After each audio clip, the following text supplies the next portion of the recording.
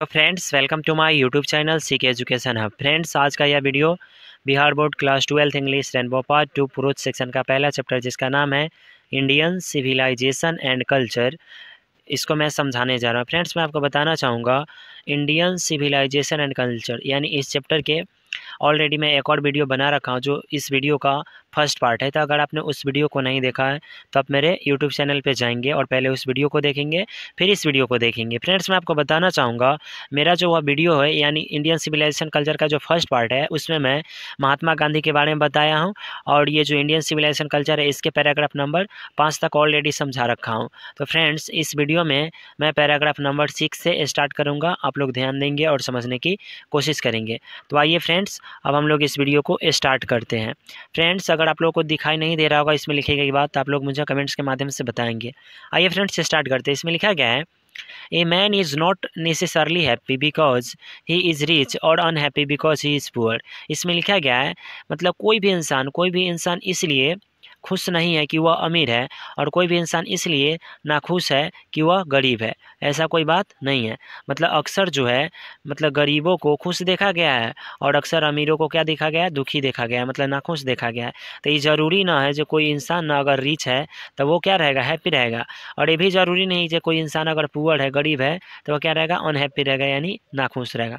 आगे देखिए क्या लिखा गया है, the rich are often seen to be unhappy, the poor to be happy. इसमें लिखा गया है the rich are often seen to be unhappy, मतलब अक्सर जो है ना, अक्सर ऑफन मीन्स होता है अक्सर, अक्सर जो है किसको, अमीर को क्या देखा गया है, अनहैप्पी देखा गया, मतलब नाखुश देखा गया है। The poor to be happy, और गरीबों को क्या देखा गया है, खुश देखा गया है। Millions will always remain poor, इसमें लिखा गया मिलियंस मीन्स होता है लाखों की संख्या में, ठीक है। तो लाखों लोग जो है ना हमेशा क्या रहेंगे, पुअर रहेंगे यानी गरीब रह जाएंगे। ऑब्जर्विंग ऑल दिस, मतलब इन सब चीज़ों को देखते हुए, ऑब्जर्व करते हुए, our ancestor dissuaded us from luxuries and pleasure. Luxuries means होता है शानो शौकत वाला ज़िंदगी और प्लीजर मीन्स होता है आनंददायक, ठीक है, मतलब खुशियाँ देने वाला। इन सब चीज़ को देखते हुए हमारे जो एंसेस्टर थे, हमारे जो पूर्वज थे, उन्होंने हमें डिसअवॉइड किया था, मतलब हमें चिताया था, हमें समझाया था। कौन से लाइफ से, तो ये लग्जरीज एंड प्लीजर से, यानी ज़्यादा आनंददायक जो जीवन होता है उससे, और जो शानो शौकत वाला ज़िंदगी होता है उससे। आइए फ्रेंड्स आगे क्या लिखा हुआ है देखते हैं। लिखा गया है we have managed with the same kind of love as existed thousands of years ago. Thousands of years ago का मतलब होता है हज़ारों वर्ष पहले, ठीक है। इसमें लिखा गया प्लाव, प्लाव मीन्स होता है हल, ठीक है। अच्छा, सेम काइंड मीन्स होता है बिल्कुल उसी प्रकार के, और मैनेज मीन्स होता है काम चलाना, ठीक है, मैनेज करना। यहाँ पे महात्मा गांधी ने लिखा है we have managed with the same kind of plough, मतलब हम लोग जो है बिल्कुल उसी प्रकार के हल से आज भी हम लोग क्या करते हैं, खेती करते हैं। जिस प्रकार के हल से हमारे जो पूर्वज थे वो हज़ारों वर्ष पहले क्या करते थे, खेती किया करते थे। यानी जिस तरह से वो हल चला के खेती करते थे वैसे ही आज हम लोग भी हल चला के खेती करते हैं। यानी हमारा जो एग्रीकल्चर जो सिस्टम है वो बिल्कुल सेम ही है, मतलब अभी तक बदला नहीं है। वही बताना चाहते कौन, तो महात्मा गांधी। आइए आगे क्या कहते हैं देखते हैं। We have retained the same kind of cottage that we had in former times and our indigenous education remains the same as before. Before means होता है पहले की तरह। महात्मा गांधी कहते हैं कि जिस प्रकार से हमारे जो एंसेस्टर थे, हमारे जो पूर्वज थे, वो कॉटेज बना के रहते थे, मतलब कुटिया बना के रहते थे, बिल्कुल उसी प्रकार से हम लोग भी कुटिया बना के रहते हैं। और हमारे जो एंसेस्टर थे, हमारे जो पूर्वज थे, उनका जो एजुकेशन सिस्टम था, उनका जो शिक्षा प्रणाली था वो इंडिजिनस था, स्वदेशी था, बिल्कुल वैसा आज भी है पहले की तरह। महात्मा गांधी कहते हैं कि हमारे एंसेस्टर के द्वारा जो दिया गया है, जो बनाया गया है, उसे ना हम लोग भूले हैं और ना ही उसे हम लोग अभी तक ख़त्म किए, मतलब अभी भी वो अस्तित्व में है। जिस प्रकार से हमारे पूर्वज मतलब कुटिया बना के रहते थे, जिस प्रकार से हमारे जो पूर्वज थे वो खेती करते थे, जिस प्रकार से हमारे जो पूर्वज लोग पढ़ाई लिखाई करते थे, बिल्कुल वैसे ही आज हम लोग भी करते हैं। यानी हम लोग बिल्कुल भी बदले नहीं हैं। आगे देखिए क्या कहते हैं वो, we have had no system of life crowding competition. ये कहते हैं कि मतलब पहले के जो लोग थे, हमारे जो पूर्वज थे, उन लोगों के बीच में उतना कंपटीशन नहीं था, यानी प्रतियोगिता उतना नहीं था। अच्छा, आज जो कंपटीशन है वो कैसा है, लाइफ क्रॉडिंग है। लाइफ क्रॉडिंग मीन्स होता है जीवन क्षय प्रतियोगिता, यानी गला कट प्रतियोगिता भी इसे बोल सकते हैं। मतलब आज लोगों के बीच ना कंपटीशन बहुत ज़्यादा बढ़ गया, मतलब प्रतियोगिता बहुत ज़्यादा बढ़ गया, लेकिन पहले ऐसा कोई बात नहीं था। देखिए आगे क्या लिखा गया है, each followed his own occupation और trade and charge regular wage, मतलब प्रत्येक लोग जो थे ना, ईच फॉलोड का मतलब क्या होता है, मतलब प्रत्येक लोग लगे हुए थे, हिज ओन ऑक्यूपेशन मतलब अपने पेशे में और ट्रेड और अपने व्यापार में, and charge a regular wage, regular wage means होता है मजदूरी, क्या होता है मजदूरी, मतलब वो लोग काम करते थे अपने अपने ऑक्यूपेशन में लगे रहते थे और उनका जो रेगुलर वेज होता था, उनका जो मजदूरी होता था वही वो लेते थे, उससे ज़्यादा वो लेते नहीं थे और उनसे ज़्यादा उन लोगों की कोई लालच भी नहीं था। आगे देखिए क्या लिखा गया है, it was not that we did not know how to invent machinery. ये कहते हैं महात्मा गांधी कहते हैं कि ऐसा कोई बात नहीं है कि हम लोग नहीं जानते थे, नो मीन्स होता है जानना, डिड नॉट मीन्स नहीं, ऐसा नहीं कि मुझे पता नहीं था, हम लोगों को पता नहीं था, हमारे एंसेस्टर को पता नहीं था। इन्वेंट मशीनरी मतलब मशीन बनाने का, मशीन के खोज करने का, इन्वेंट मीन्स होता है खोज करना। तो ऐसा नहीं कि हमारे जो पूर्वज थे वो मशीनों का खोज करना नहीं जानते थे, but our forefathers, ancestor या फॉर फादर्स मीन्स हमारे पूर्वज ही होते हैं, but our forefathers knew that, लेकिन हमारे जो पूर्वज थे वो जानते थे, if we set our hearts after such things we could become slaves and lose our moral fibre. ये कहते हैं कि अगर हम, ये कहते हैं कि हम लोग ना, हमारे जो एंसेस्टर थे वो ऐसा नहीं कि मशीन का खोज करना नहीं जानते थे, मशीनों का निर्माण करना नहीं जानते थे, लेकिन उनका मानना था कि अगर हम लोग ना ऐसे ऐसे वस्तुओं से अपना हार्ट, अपना दिल लगा बैठे, अगर ऐसे वस्तुओं के हम लोग आदी हो जाएंगे, यानी मतलब जितने भी मशीन होता है अगर उसकी लत लग जाएगी हम लोगों को, तो इससे क्या होगा, हम लोग ना उस मशीन के स्लैब्स बन जाएंगे, उसके गुलाम बन जाएंगे, and lose our moral fibre, और हमारा जो मोरल फाइबर उसे हम क्या कर देंगे, उसे खो देंगे, क्या कर देंगे, खो देंगे, यानी हमारे अंदर जो नैतिकता है वो सब खो जाएगी। देखिए फ्रेंड्स, मैं आपको बताना चाहूँगा, अभी लोग जो है अगर खुद से काम करते हैं, मशीनों से काम नहीं लेते हैं, तो उन्हें आदमी की आवश्यकता होती है, और जब आदमी की आवश्यकता होती है तो आदमी सिर्फ उससे काम ही नहीं लेते, बहुत सारे बात भी करते हैं और उस बात में नैतिकता भी रहती है, इसीलिए कहते हैं मोरल फाइबर। अगर हम लोग सारा काम अगर मशीनों से करने ही लगेंगे तो हमारा जो मोरल फाइबर है ना वो क्या हो जाएगा, डाउन हो जाएगा, वो कम हो जाएगा और हम लोग मशीनों के क्या बन जाएंगे, गुलाम बन जाएंगे। देखिए आगे वो क्या कहते हैं, they therefore after due deliberation decided that we should only do what we could with our hands and feet. लिखा हुआ है they therefore after due deliberation, मतलब बहुत सारे सोच विचार के बाद, आफ्टर ड्यू डेलिब्रेशन का मतलब क्या होता है, बहुत सारे सोच समझने के बाद, डिसाइडेड उन्होंने मतलब यह निर्णय लिया था, दैट कि we should only do what we could with our hands and feet, मतलब हमें वही करना चाहिए, हमें वही करना चाहिए जो हम अपने हाथ और पैर से सही तरीके से करने में सक्षम हैं। मतलब महात्मा गांधी हम लोगों को समझाए हैं और बताए हैं और बताने की कोशिश की हैं कि हमें वही काम करना चाहिए जिस काम को हम लोग अपने हाथ और पैर से सही तरीके से कर सकते हैं, और हमें कम से कम मशीनों का यूज करना चाहिए, क्योंकि अगर हम मशीनों का यूज करने लगेंगे तो हम लोग न मशीन के गुलाम बन जाएंगे और हम अपना जो मोरल फाइबर होता है उसे क्या कर देंगे, खो देंगे। देखिए आगे क्या कहते हैं, they saw that our real happiness and health consisted in a proper use of our hands and feet. देखिए महात्मा गांधी कहते हैं आवर रियल हैप्पीनेस, हमारा जो वास्तविक खुशी है वो इंस्टेड है, ठीक है, मतलब कंसिस्टेड है, यानी मतलब शामिल है, किसमें शामिल है, तो in a proper use of our hands and feet, मतलब हमारा जो हाथ और पैर है उसके उचित प्रयोग में, यानी प्रॉपर यूज में होता है उचित प्रयोग में ही हमारा जो रियल हैप्पीनेस है वो क्या है, कंसिस्टेड है, मतलब शामिल है। महात्मा गांधी कहते हैं कि अगर आप अपने हाथ पैर से सही तरीके से काम करेंगे ना, और उस काम को ही करके आपके अंदर ना वास्तविक खुशियाँ आएगी और आप सही तरीके से रहेंगे और खुश रह पाएंगे, महात्मा गांधी कहते हैं। फ्रेंड्स, मैं आपको एक चीज़ बताना चाहूँगा, आप सारा काम मशीन से ही कर रहे हैं, ठीक है, आपके पास बहुत सारे धन दौलत है, बहुत सारे पैसे हैं, लेकिन आपका हाथ पैर अगर काम नहीं कर रहा है तो वो सारी खुशियाँ बेकार है। इसीलिए महात्मा गांधी कहते हैं किसी भी इंसान का जो रियल हैप्पीनेस होता है, उसका जो वास्तविक खुशी होता है, उसका हाथ और पैर का प्रॉपर यूज है, मतलब उचित प्रयोग में ही छुपा होता है। आगे देखिए क्या कहते हैं 7 नंबर में, कहते हैं they further reason that large cities were a snare and a useless encumbrance and that people would not be happy in them. ये कहते हैं आगे, दे फर्दर रीजन मतलब आगे वह तर्क देते हैं, दैट कि large cities were a snare, मतलब बड़े बड़े जो शहर होते हैं ना वहाँ पे स्नेयर होता है, वहाँ पे एक जाल होता है, एक फंदा होता है, एंड यूजलेस इनकम्बरेंस, और एक बेवजह का एक बोझ होता है, इनकम्बरेंस मीन्स क्या होता है, बोझ होता है, and that people would not be happy in them, और इन सब जाल साज में और ये जो मतलब एक्स्ट्रा जो लोगों के ऊपर जो बोझ होता है उसके बीच लोग ना हैप्पी नहीं रह पाते, खुश नहीं रह पाते हैं। That there would be gangs of thieves, मतलब शहरों में क्या रहते हैं, चोरों के बहुत बड़े गैंग्स रहते हैं, मतलब गिरोह रहता है।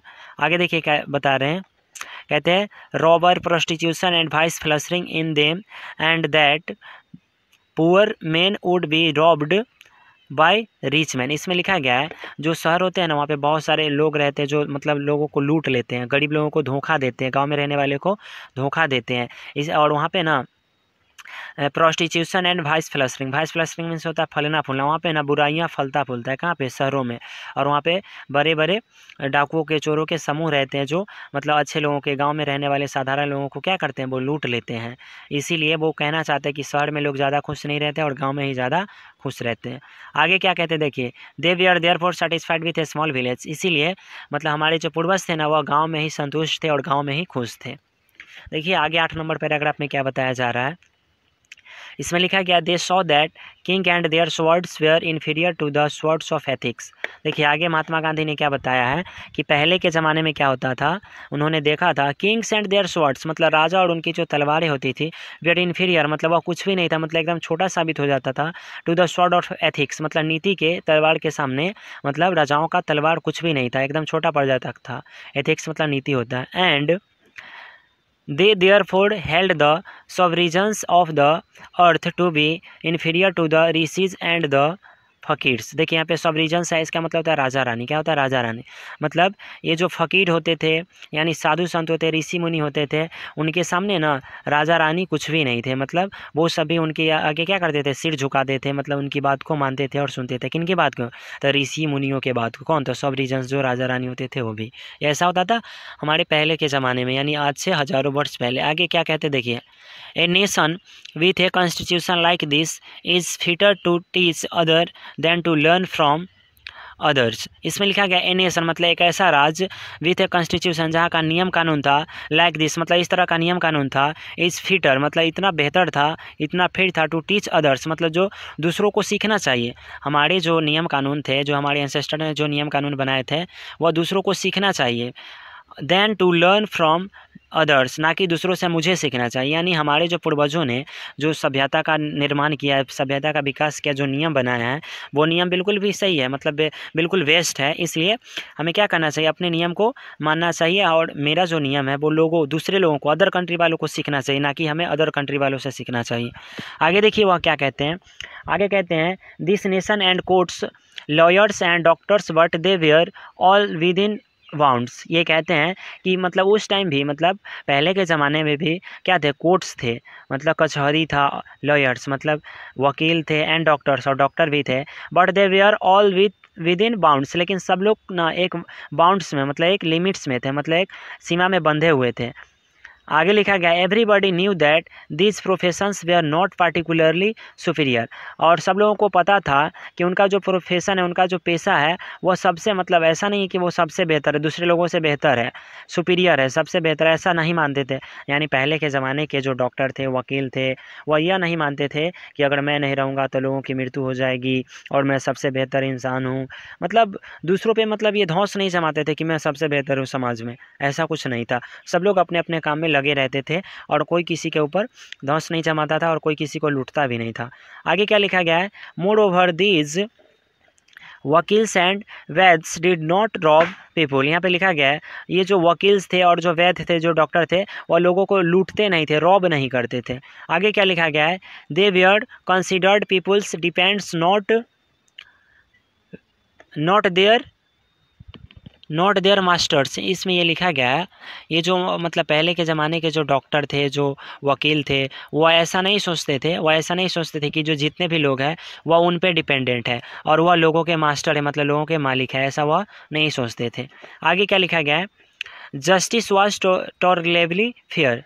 यहाँ पे लिखा गया, जस्टिस वाज टॉलरेबली फेयर का मतलब होता है न्याय संगत था। मतलब पहले का जो न्याय था वो सर्वसुलभ था, मतलब उसमें कोई भी मतलब ये नहीं, कोई दलाल फलाल नहीं था और ऐसा नहीं था कि लोगों के साथ नाइंसाफ़ी होता था, ऐसा कुछ भी नहीं था।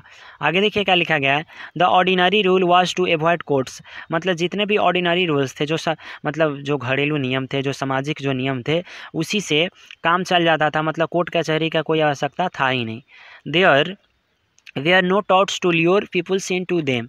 मतलब पहले टॉट्स नहीं थे, मतलब कोई दलाल नहीं थे, कोई मतलब जो अभी जो है बीच में दलाल आ जाते हैं और क्या करते हैं, मतलब लोगों को ल्योर करते हैं, मतलब लोगों को बिगाड़ देते हैं और दोनों में लड़वा देते हैं, लोगों में लड़ाई करवा देते हैं। ऐसा पहले लोग नहीं थे, इस तरह के लोग पहले नहीं थे। This evil too was noticeable only in and around capitals. मतलब इस तरह के जो टॉट्स हो गए, चाहे टॉट्स का जो काम होता है ल्योर करने वाला, मतलब दूसरों को मतलब बिगाड़ने वाला, लड़ाने वाला जो लोग थे ना, वो सब कहाँ पे रहते थे? कैपिटल्स में रहते थे, ओनली शहरों में रहते, राजधानियों में रहते थे, राजधानियों में रहते थे। आगे लिखा गया है the common people lived independently and followed there agricultural occupation. मतलब जितने भी सामान्य लोग थे वह इंडिपेंडेंटली रहते, मतलब स्वतंत्रता पूर्वक रहते थे, and followed there agricultural occupation, वो अपने अपने मतलब उनका जो ऑक्यूपेशन था, उनका जो पेशा था, मतलब खेती बाड़ी करने वाला, उसी में वो लोग क्या थे? लगे रहते थे। They enjoy true home rule, और वो लोग अपने घर के नियम को क्या करते थे? गांव के नियम में ही क्या थे? खुश थे और उसी का इंजॉय करते थे। देखिए आगे 9 नंबर में क्या लिखा गया है the Indian civilisation as described by me has been so described by its votaries. Votaries means होता है प्रेमी। क्या होता है? प्रेमी या सपोर्टर भी बोल सकते हैं। क्या बोल सकते हैं? सपोर्टर भी बोल सकते हैं। तो इसमें लिखा गया है इंडियन सिविलाइजेशन का, किसका? इंडियन सिविलाइजेशन का जो डिस्क्राइब्ड किया गया, मतलब जो व्याख्या मेरे द्वारा किया गया है, has been so described by its votaries, बिल्कुल ऐसा ही मतलब व्याख्या किया गया है इसके वोटरीज, मतलब इसके प्रेमियों द्वारा, मतलब इसके जो समर्थक है ना उसके द्वारा भी मतलब किया गया। आगे लिखल है in no part of the world and under no civilization have all men attained perfection. इसमें लिखा गया है संसार के किसी भी कोने में, किसी भी पार्ट में और किसी भी सभ्यता के अधीन में जो लोग रहते हैं, हैव ऑल मैन मतलब उसके अधीन में रहने वाले जितने भी लोग हैं वो परफेक्शन को हासिल नहीं किए, मतलब सिद्धि को हासिल नहीं किए हैं। महात्मा गांधी कहते हैं मतलब वर्ल्ड के, संसार के किसी भी कोने में किसी भी सभ्यता को मानने वाले लोग, ऐसा नहीं कि वो क्या है? परफेक्ट है, मतलब परफेक्शन को हासिल कर चुके हैं, मतलब ऐसा नहीं है, उसमें कुछ ना कुछ कमियां रहता ही है। आगे देखिए क्या कहते हैं the tendency of Indian civilization is to elevate the moral being, that of the Western civilization is to propagate immorality। इसमें लिखा गया है मतलब इंडियन सिविलाइजेशन का ना एक टेंडेंसी है। क्या है? एक टेंडेंसी है, मतलब एक प्रवृत्ति है, या क्या करता है? या एलिवेट करता है, मतलब बढ़ावा देता है किसी का? मोरल बीइंग का, नैतिकता का। That of the western civilization is to propagate immorality, जबकि जो वेस्टर्न सिविलाइजेशन है, जो पश्चिमी सभ्यता है, वो प्रोपेगेट करता है, मतलब बढ़ावा देता है, यानी प्रचार प्रसार करता है किस चीज़ का? इमोरलिटी का, यानी अनैतिकता का।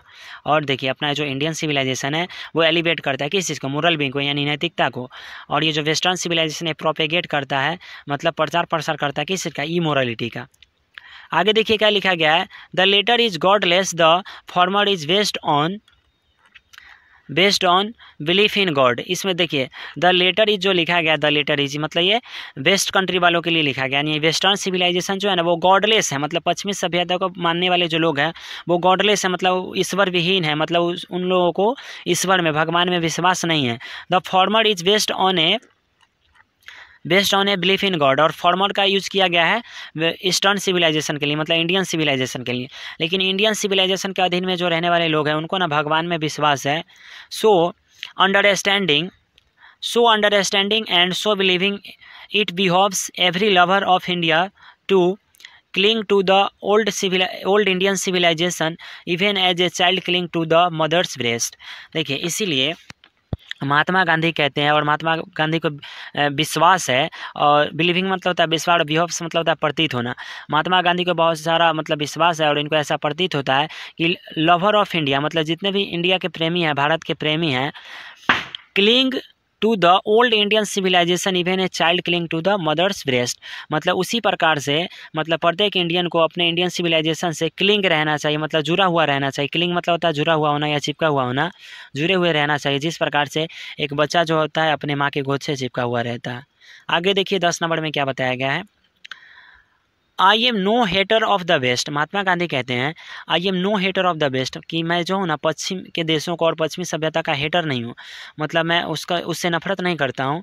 आई am thankful to the west for many a thing I have learned from western literature. ये कहते हैं कि मैं पश्चिमी सभ्यता से, पश्चिम के लोगों से नफरत नहीं करता हूँ, मैं तो उनको धन्यवाद देना चाहता हूँ। क्यों? The best for many a thing I have learn, क्योंकि मतलब वेस्ट सिविलाइजेशन से, वेस्टर्न सिविलाइजेशन से यानी पश्चिमी सभ्यता से मुझे बहुत कुछ सीखने को मिला है।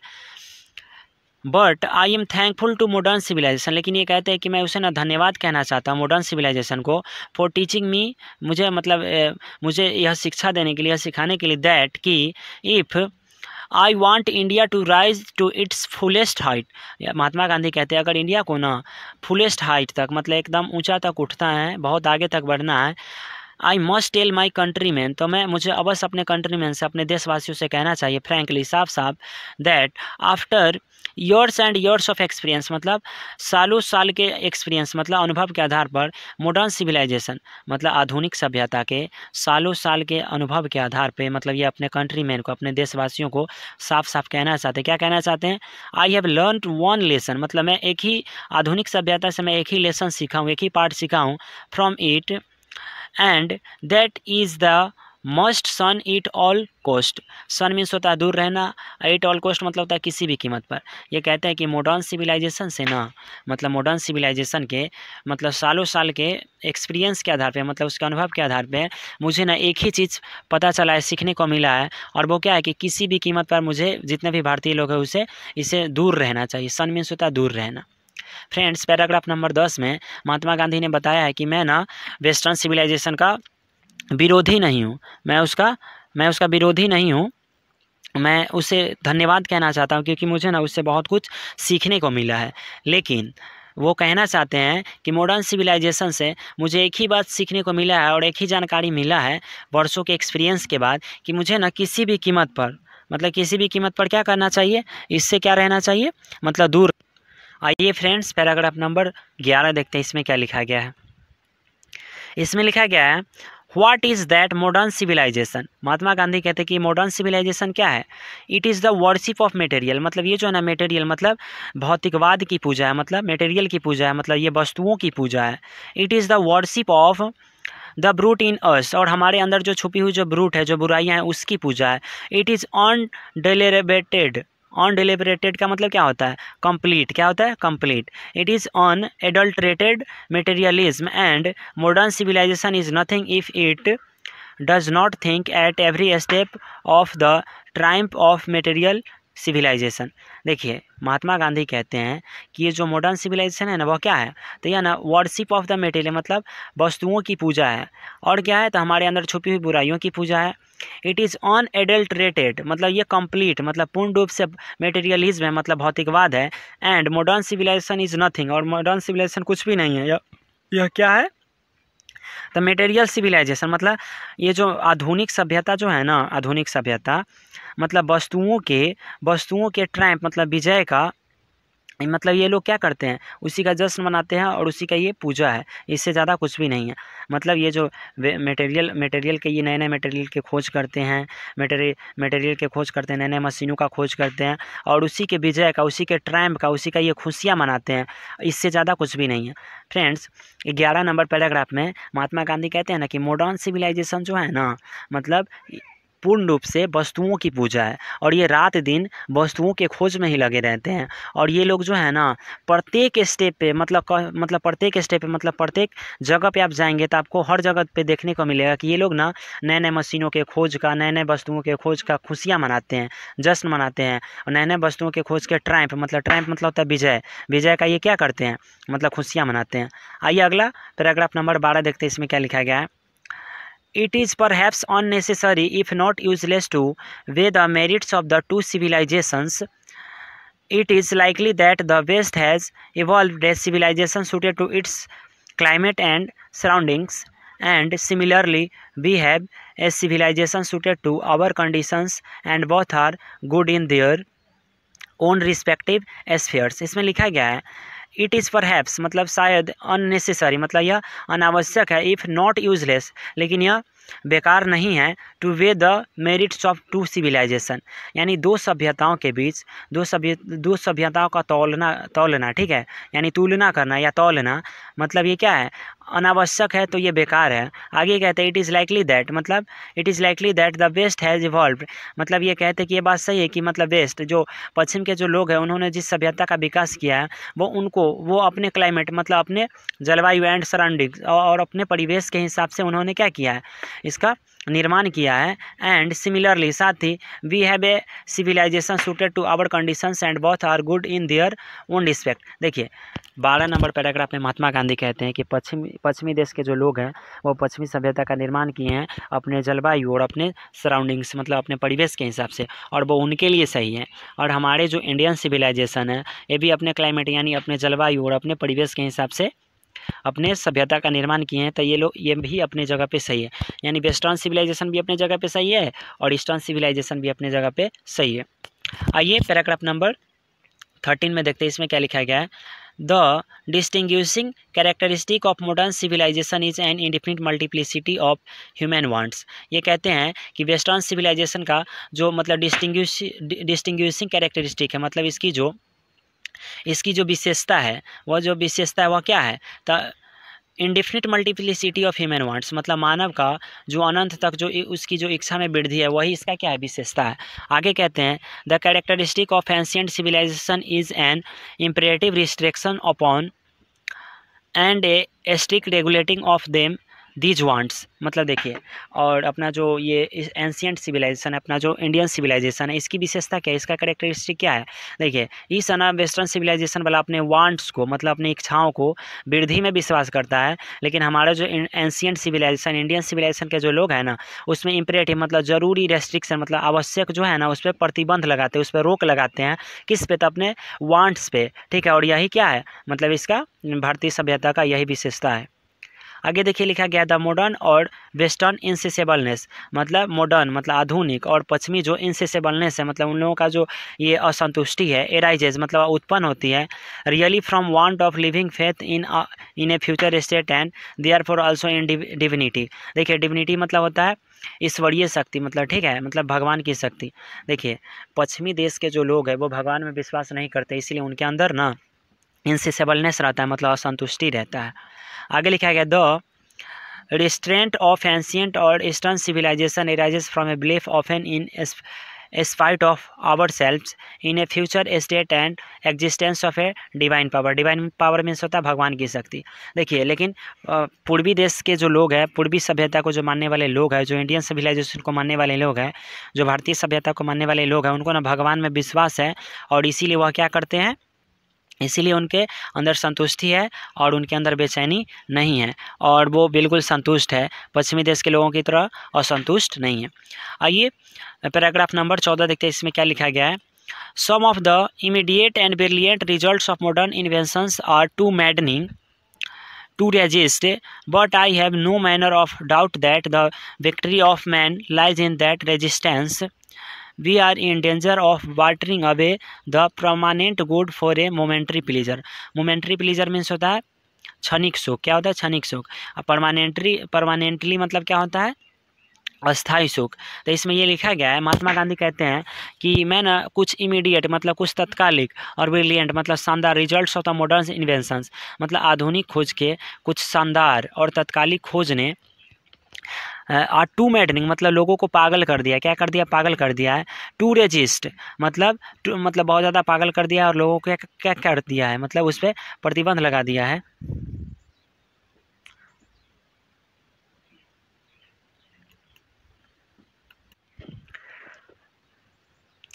But I have no manner of doubt that the victory of man lies in the resistance. लेकिन ये कहते हैं कि जिस प्रकार से मॉडर्न इन्वेंशंस मतलब आधुनिक खोज ने लोगों को पागल कर दिया, उसमें ना महात्मा गांधी को बिल्कुल भी विश्वास नहीं है। और ये कहते हैं कि अभी हम लोग क्या कर रहे हैं, मतलब परमानेंट गुड को ना क्या कर रहे हैं, बार्टरिंग अबे कर रहे हैं, मतलब उसका अदला बदली कर रहे हैं। किससे, था मोमेंट्री प्लीजर से, क्षणिक सुख सुविधा से।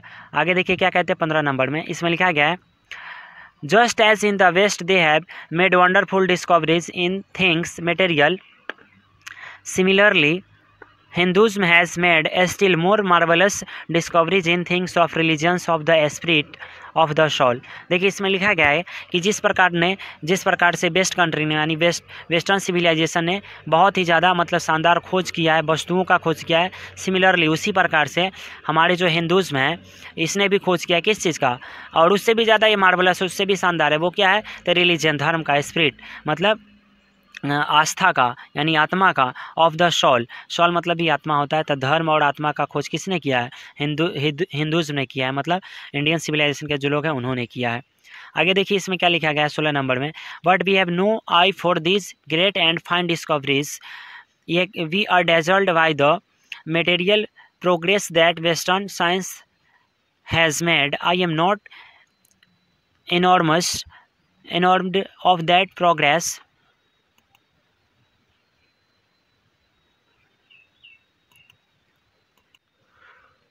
ये कहते हैं Mahatma Gandhi, I am not enamoured of that progress, ये कहते हैं कि मैं ना ये जो प्रोग्रेस है वेस्टर्न सिविलाइजेशन का जो प्रोग्रेस है इससे मैं इनेमोर्ड नहीं हुआ, मतलब मोहित नहीं हुआ हूँ।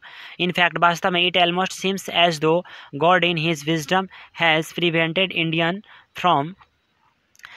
from progressing along those lines so that it might fulfill its special mission of resisting the onerous of materialism। देखिए ये महात्मा गांधी कहते हैं कि जिस प्रकार से मतलब वेस्टर्न सिविलाइजेशन के जो लोग हैं, पश्चिमी देश के जो लोग हैं, उन्होंने मटेरियल का खोज किया, वैसे ही हम लोगों ने भी धर्म का और आत्मा का खोज किया है। आगे वो कहते हैं कि मतलब हमारा जो खोज है ना उससे भी ज़्यादा क्या है, उससे भी शानदार है, लेकिन हमारे द्वारा जो ये शानदार खोज किया गया उसको देखने के लिए हमारे पास आई ही नहीं है, मतलब आंखें ही नहीं है, मतलब यानी हमारे पास समय ही नहीं है, मतलब हमने इतनी शानदार खोज किया है उसको हम लोग देखते ही नहीं हैं, उसकी चर्चा करते ही नहीं। आगे वो कहते हैं कि हम ना बिल्कुल भी उसके खोज से मोहित नहीं हुए हैं, इनेमोर्ड नहीं हुए हैं। आगे वो कहते हैं कि हमारा जो मिशन है, हमारा जो एक संकल्प है, वो संकल्प क्या है कि हम ना क्या करेंगे, मतलब ये मटेरियल के रास्ते पे, मतलब वस्तुओं का खोज नहीं करेंगे, मतलब नैतिकता के रास्ते पे आगे बढ़ेंगे और ये जो हमारा मिशन है उसको फुलफिल करेंगे और इसी के साथ आगे बढ़ेंगे। फ्रेंड्स आज के वीडियो में मैं पैराग्राफ नंबर 16 तक ही समझाऊंगा, इससे आगे मैं इस वीडियो के पार्ट 3 में समझाऊंगा।